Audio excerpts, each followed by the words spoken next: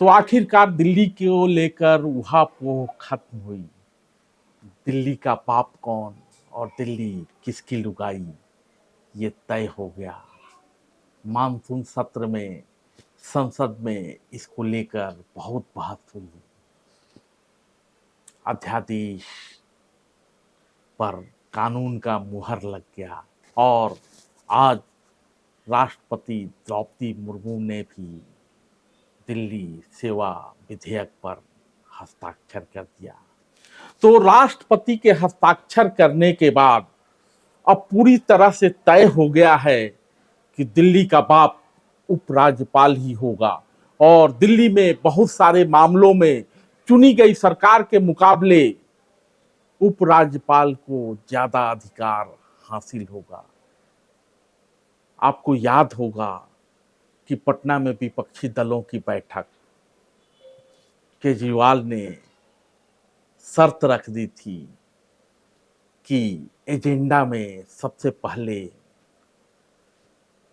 दिल्ली के अध्यादेश पर ही फैसला होगा। बात नहीं बनी। केजू भाई अपने बैरंग वापस आ जाते हैं। विपक्षी दलों की दूसरी बैठक बेंगलोर में होती है। उसके पहले यह सहमति बन जाती है कि कांग्रेस दिल्ली के अध्यादेश के सवाल पर केजू भाई के साथ खड़ी होगी।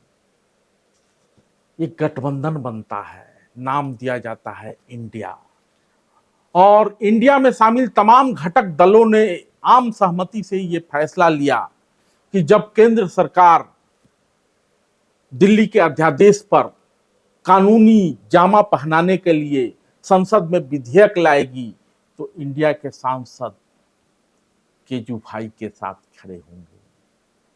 बहस भी हुई, खूब चर्चा हुई। नेता जब बैठते हैं तो बखिया उधेड़ते हैं, कानून पर कम निजी छीटाकशी आजकल ज्यादा होने लगी है। खैर, राज्यसभा से बिल पारित हो गया। लोकसभा ने पहले ही पारित कर दिया था। राज्यसभा को लेकर विपक्षी दल को उम्मीद थी कि कुछ तो बात बनेगी, लेकिन उसी दौरान एक और भी घटना घटती है।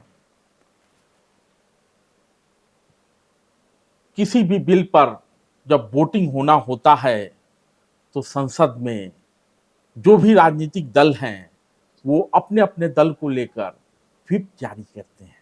आपको जानकारी है कि राज्यसभा के उपसभापति हरिवंश जदयू के ही सांसद हैं। तो जदयू ने अपने सांसद को यानी हरिवंश को व्हिप के जरिए वोटिंग में हाजिर होने का निर्देश दिया, लेकिन यह भी उतना ही सत्य है कि उपसभापति और सभापति का पद संवैधानिक दायित्वों से बंधा होता है। तो संपादक जी ने व्हिप के उल्लंघन का रास्ता खोज लिया और वो रास्ता था कि जैसे ही मतदान शुरू होता है, दिन भर सदन चलाते हैं सभापति जगदीप धनकर, लेकिन इन मतदान के वक्त जाकर कुर्सी संभाल लेते हैं हरिवंश, और इस तरह से हरिवंश अपनी सांसदी भी बचाए रखते हैं और संवैधानिक दायित्व का पालन भी कर लेते हैं।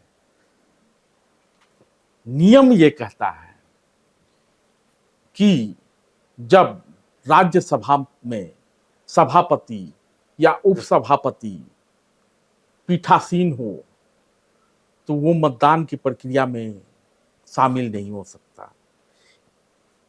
इस तरह से हरिवंश जब कुर्सी पर आ जाते हैं तो हरिवंश के लिए व्हिप के साथ जाना बाध्यकारी नहीं रहा। लेकिन ये तो रही प्रक्रियाओं की बात। फिर वही बात अंत में कि राष्ट्रपति के मुहर लगने के साथ दिल्ली सेवा बिल कानून के शक्ल में सामने आ चुका है और तय हो चुका है। दिल्ली का बाप उपराज्यपाल और चुनी हुई सरकार को दिल्ली के बाप के अधीन काम करना ही होगा। धन्यवाद।